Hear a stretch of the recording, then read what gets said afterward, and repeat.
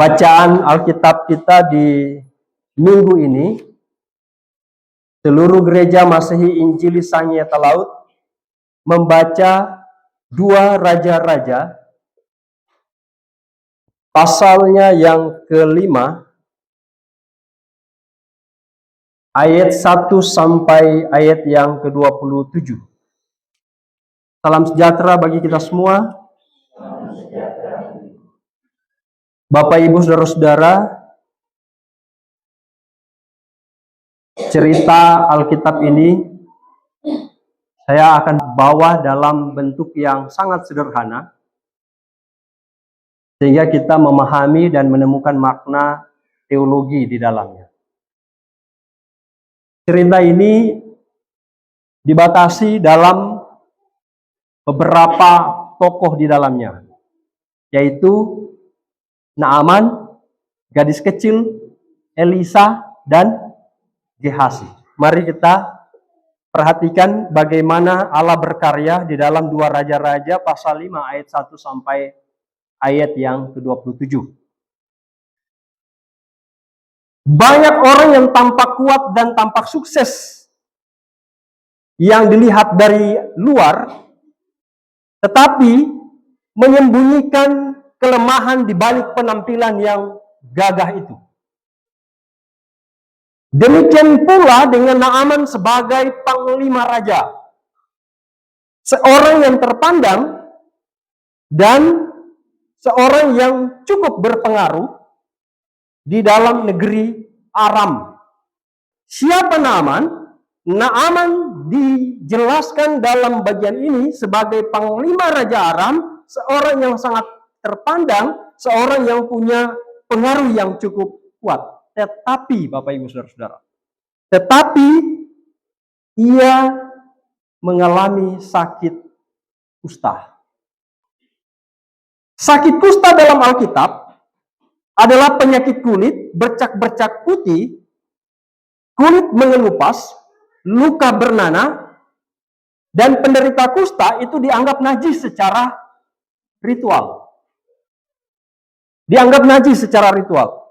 Karena penyakit itu menular secara fisik, lalu tercelah secara sosial, lalu dijauhi dan dihina oleh orang banyak.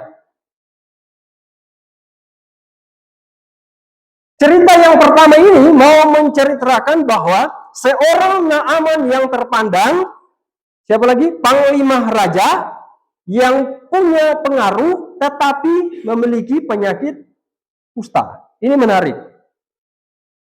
Dia menghormati karena kuasanya, tetapi penyakitnya melumpuhkan harapan dan harga dirinya. Karena penyakit kusta itu dianggap hina, dijauhi orang, tercelah secara sosial, dianggap berdosa, lalu dia menular secara fisik. Bagaimana dia seorang terpandang, lalu memiliki penyakit yang dijauhi oleh banyak orang. Bapak, Ibu, Saudara-saudara, ini gambaran banyak orang, yakni kelihatan kuat di luar, tetapi sakit di dalam. Lihat, ini gambaran banyak orang. Kelihatan kuat, sehat di luar, tetapi di dalam itu punya sakit. Kelihatan gagah, perkasa, berpengaruh, punya predikat, punya nama, dan lain sebagainya, tetapi dia punya sakit di dalam. Dan Naaman tak berdaya karena penyakit kustanya. Tak berdaya sama sekali. Kita boleh bayangkan dulu, seorang panglima besar, panglima raja, tetapi tidak berdaya dengan penyakit kustanya. Nah, Bapak, Ibu, Saudara-saudara, saya ingin bawa kita ke dalam ayat 2 sampai ayat yang ketiga. Setelah kita tahu Naaman siapa, mari kita baca ayat 2 sampai ayat yang ketiga secara keras-keras dengan suara kedengaran. Secara jelas, keras, dan suara kedengaran. Mari kita mulai. Orang Aram pernah keluar bergerombolan dan membawa tertawan seorang anak perempuan dari negeri Israel. Ia menjadi pelayan pada istri Naaman. Berkatalah gadis itu kepada nyonyanya, sekiranya tuanku menghadap nabi yang di Samaria itu, maka tentulah nabi itu akan menyembuhkan dia dari penyakitnya. Kita masuk kepada kedua. Siapa? Gadis kecil. Siapa gadis kecil itu? Siapa dia? Ada seorang gadis kecil yang muncul dalam ayat 2 sampai ayat yang ketiga. Gadis kecil itu dicatat sebagai gadis kecil yang berasal dari Israel. Dibilang begini, waktu bangsa Aram, orang-orang Aram itu keluar bergerombolan membawa tawanan seorang anak perempuan dari negeri Israel, itu berarti Bapak Ibu Saudara-saudara, Aram menang terhadap Israel. Sehingga anak perempuan ini dibawa menjadi tawanan oleh bangsa Aram. Gadis kecil yang tidak disebutkan namanya, gadis kecil dari Israel adalah korban perang antara Aram dan Israel. Sebagai tawanan, coba kita pinjam perasaan gadis Israel ini. Kira-kira DP perasaan bagaimana? Tawanan dijadikan apa itu? Pelayan kepada istri Naaman, lalu Naamannya berada dalam penyakit kusta. Bagaimana orang perasaan kalau ada di posisi gadis kecil itu?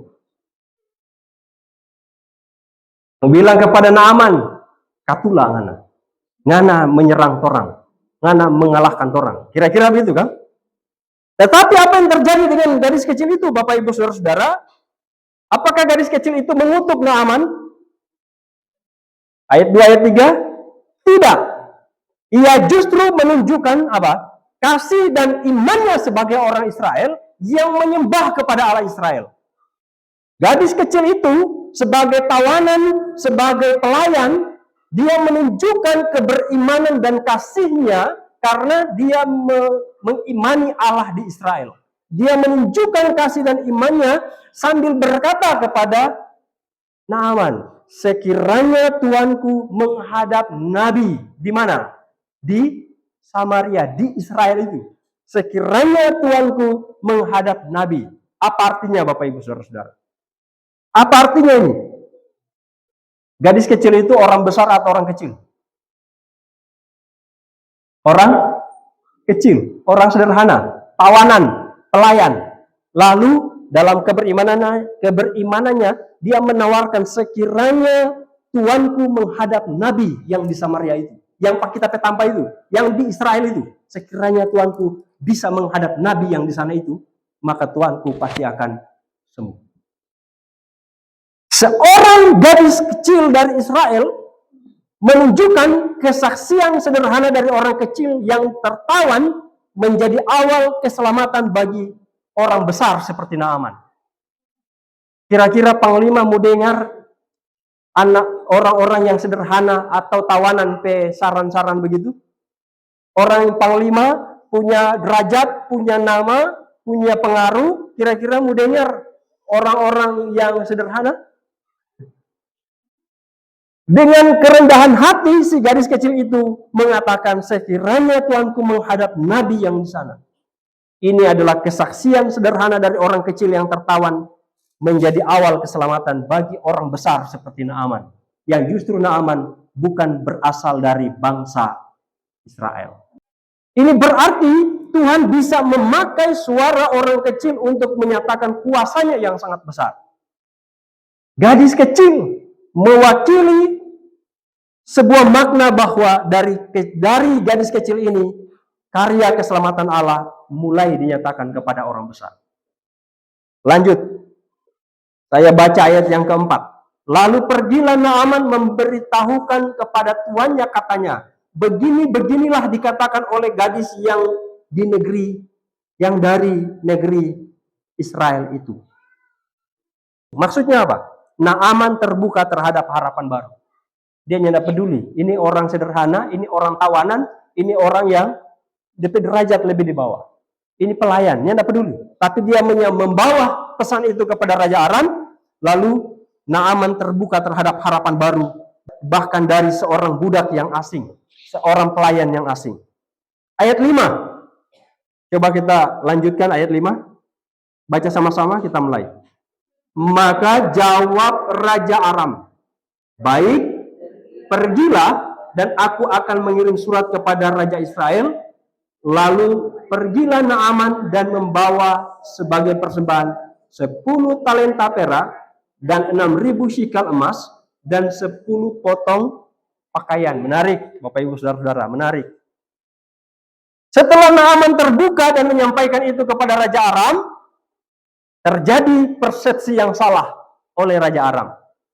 Persepsi yang salah itu adalah Naaman dan rajanya berpikir bahwa kesembuhan itu bisa dibeli. Dunia sering berpikir bahwa berkat Tuhan bisa dibeli. Tetapi sayangnya Bapak Ibu Saudara-saudara, sayang sekali.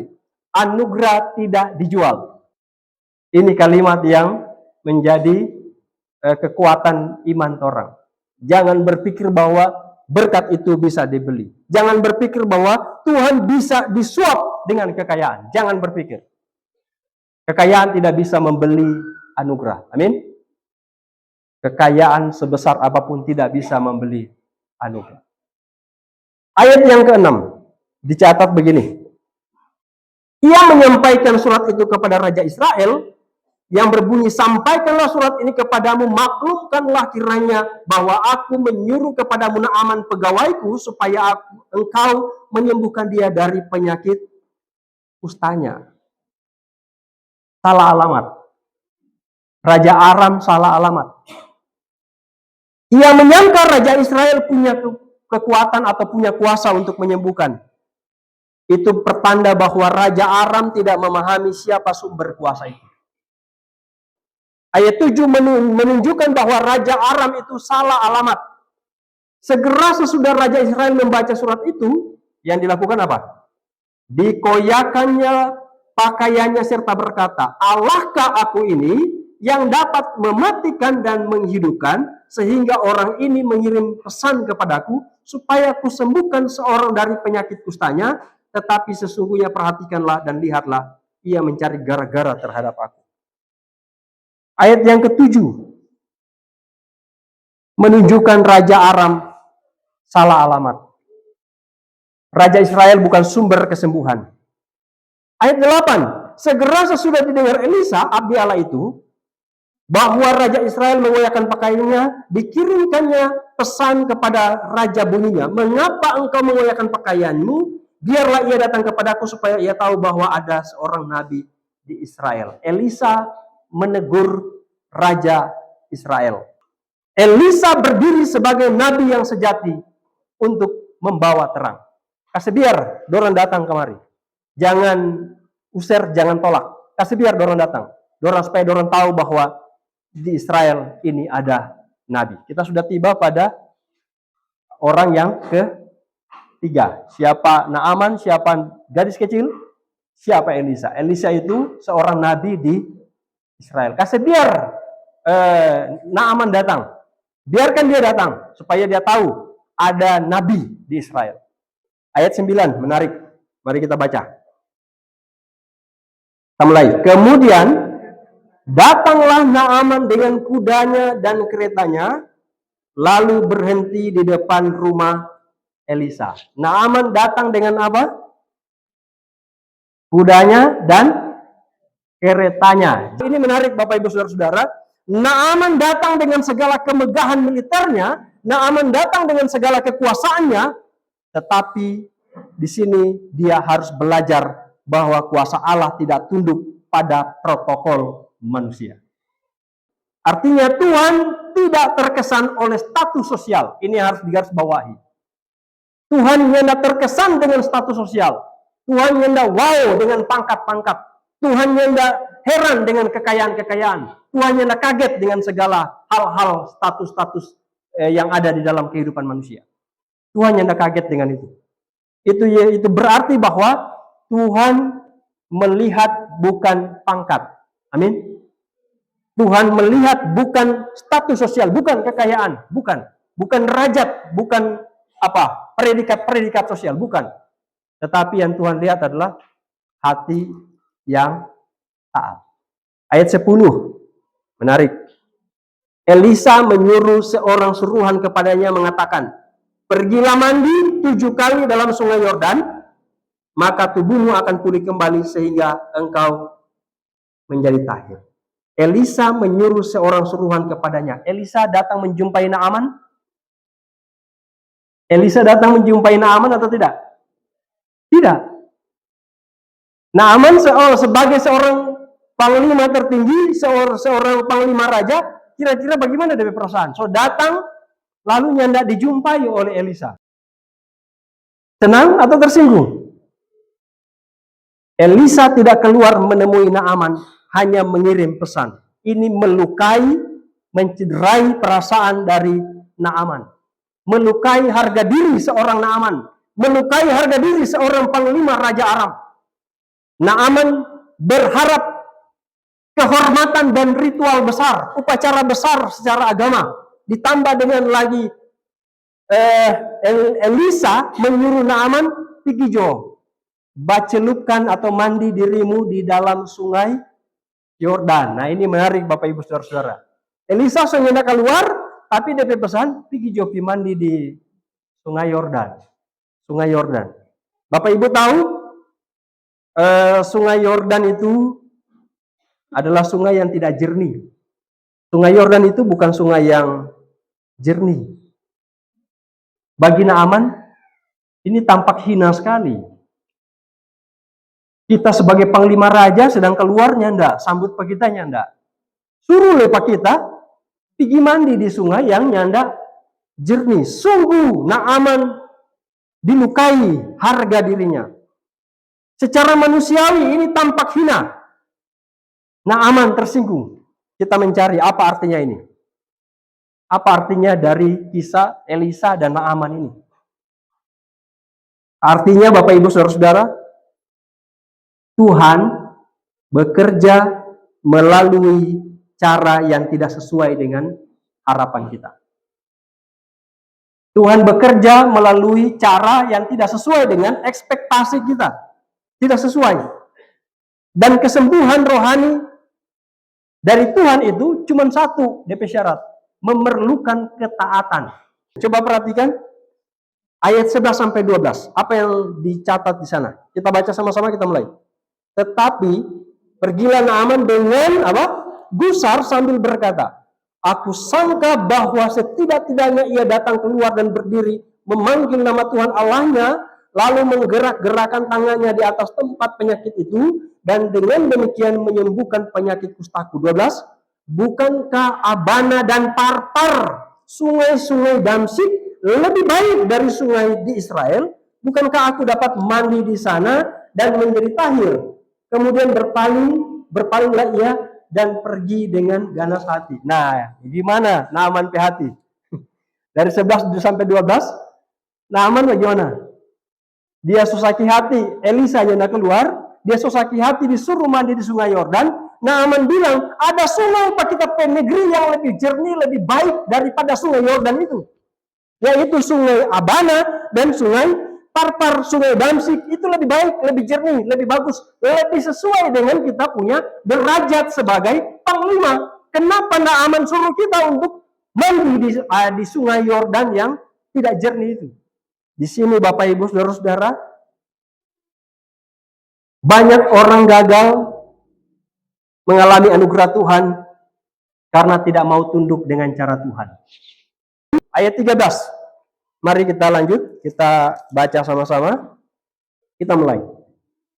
Tetapi pegawai-pegawainya datang mendekat serta berkata kepadanya, Bapak, seandainya Nabi itu menyuruh perkara yang sukar kepadamu, bukankah Bapak akan melakukannya? Apalagi sekarang, ia hanya berkata kepadamu, mandilah dan engkau akan menjadi tahir. Sekali lagi nasihat muncul kepada Naaman sang panglima yang merasa diri besar. Nasihat itu muncul dari mana? Orang bawahan. Artinya apa? Kadangkala suara kebenaran datang dari mereka yang rendah secara status sosial. Allah bisa berbicara dari orang-orang sederhana untuk menegur dan menyadarkan hati yang keras dari orang-orang yang luar biasa. Apa yang terjadi dengan Naaman?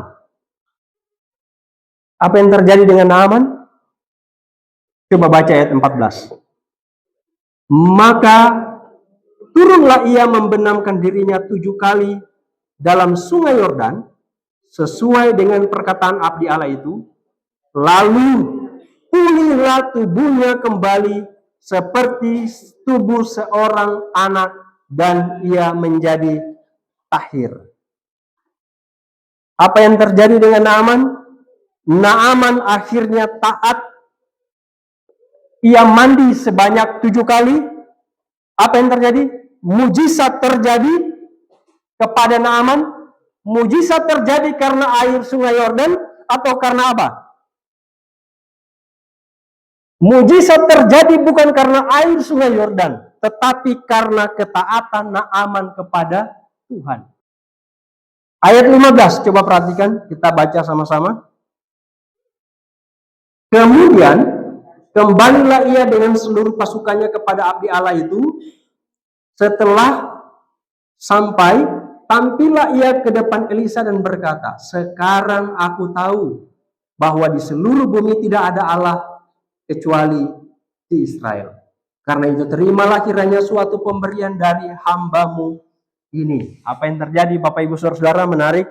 Naaman kembali kepada Elisa bukan untuk berterima kasih, tetapi mengakui imannya. Sekarang aku tahu, ini pengakuan iman. Sekarang aku tahu bahwa tidak ada Allah selain di Israel. Pengakuan iman. Sebelum disembuhkan, Naaman menyebut Tuhan sebagai Allahnya Elisa. Setelah disembuhkan, ia menyebut Allah itu adalah Allah satu-satunya. Ini menjadi pengakuan iman daripada Naaman. Ia menawarkan hadiah, bukan sebagai pembayaran, tetapi sebagai ungkapan syukur. Kalau boleh Nabi Elisa, terimalah hadiah ini. Pertanyaan, apakah Elisa menerimanya? Coba kita baca ayat 16. Kita mulai. Tetapi Elisa menjawab, demi Tuhan yang hidup, yang di hadapannya aku menjadi pelayan, sesungguhnya aku tidak akan menerima apa-apa, dan walaupun Naaman mendesaknya supaya menerima sesuatu, ia tetap menolak. Elisa menolak pemberian itu karena ia ingin menegaskan bahwa anugerah Tuhan tidak dapat dibeli oleh materi apapun. Kesembuhan, keselamatan adalah pemberian cuma-cuma, bukan jasa pelayanan yang bisa dihargai. Anugerah Allah adalah kasih karunia, bukan transaksi jual beli. Ayat 20 dicatat begini. Berpikirlah Gehasi, bujang Elisa, abdi Allah, sesungguhnya tuanku telah terlalu menyegani Naaman, orang Aram ini, dengan tidak menerima persembahan yang dibawanya. Demi Tuhan yang hidup, sesungguhnya aku akan berlari mengejar dia dan akan menerima sesuatu daripadanya. Kita tiba pada orang yang terakhir, yaitu Gehasi. Gehasi merasa Elisa melewatkan kesempatan emas. Gehasi tidak memahami prinsip daripada anugerah seperti yang dipahami oleh Nabi Elisa. Dia tidak memahami prinsip anugerah, bahwa anugerah itu kasih karunia. Gehasi mengatasnamakan Tuhan, tapi tujuannya untuk apa? Keuntungan diri sendiri. Pelayan Tuhan juga bisa tergoda. Siapa yang tidak tergoda dengan emas perak dari kerajaan? Gehasi itu hamba Allah. Gehasi itu hamba Allah. Dia bersama-sama dengan Nabi Elisa, tetapi Gehasi membuktikan bahwa hamba Allah bisa tergoda dalam hal material. Apa yang dilakukan oleh Gehasi? Gehasi berbohong atas nama Elisa. Ketika hati sudah dikuasai mamon, dikuasai uang, maka kebohongan menjadi alat yang dibenarkan. Gehasi terus berbohong padahal Elisa sudah tahu. Elisa menegaskan bahwa ini bukan waktunya mencari keuntungan karena pekerjaan Tuhan, bukanlah ladang bisnis. Sekali lagi, pekerjaan Tuhan bukan ladang bisnis. Ketika panggilan Tuhan disalahgunakan demi diri sendiri, maka ada konsekuensi serius yang menanti. Apa konsekuensi serius yang menanti? Ayat 27 terakhir, kita baca. Tetapi penyakit kusta Naaman akan melekat kepadamu dan kepada anak cucumu untuk selama-lamanya. Maka keluarlah Gehazi dari depannya dengan kena kusta putih seperti salju. Gehazi menerima kutuk penyakit kusta menjadi bagiannya. Ini berarti menjadi pesan bagi kita, ini menjadi pesan bagi kita bahwa jangan main-main dengan nama Tuhan. Jangan catut nama Tuhan, jangan catut nama atas nama pelayanan untuk keuntungan pribadi. Jangan. Pelayanan bukan tempat mencari kekayaan, tetapi tempat untuk menghidupi kebenaran. Kisah ini memberi dua pilihan, Bapak Ibu Saudara-saudara. Naaman yang datang dalam ketidaktahuan, tetapi berakhir dalam pertobatan, atau yang kedua, seperti Gehazi yang berada dalam pelayanan, tapi kehilangan arah karena mencari keuntungan. Orang ada di mana? Orang ada di mana? Orang datang dari ketidaktahuan menuju kepada pertobatan, atau orang ada di dalam ladang pelayanan tapi menuju kepada kehidupan yang hilang. Bapak Ibu Saudara-saudara, bagian firman Tuhan ini mengajak orang semua. Seperti Naaman, kita semua punya sisi yang rapuh, punya kelemahan, punya dosa. Amin. Punya dosa. Tapi Tuhan ingin menyembuhkan kita dengan cara Tuhan, bukan dengan cara kita. Tuhan ingin menyembuhkan dosa-dosa, kerapuhan-kerapuhan, penyakit-penyakit kita dengan cara Tuhan. Tetapi kita harus datang dengan hati yang rendah dan hati yang terbuka kepada Tuhan. Jangan paksakan Tuhan mengikuti pola kita, tapi kita yang mengikuti pola Tuhan. Tinggalkan kesombongan kepentingan pribadi dan ketamakan seperti Gehazi. Mari memilih jalan iman, jalan pertobatan, dan jalan pelayanan yang murni. Tuhan Yesus memberkati kita semua. Amin.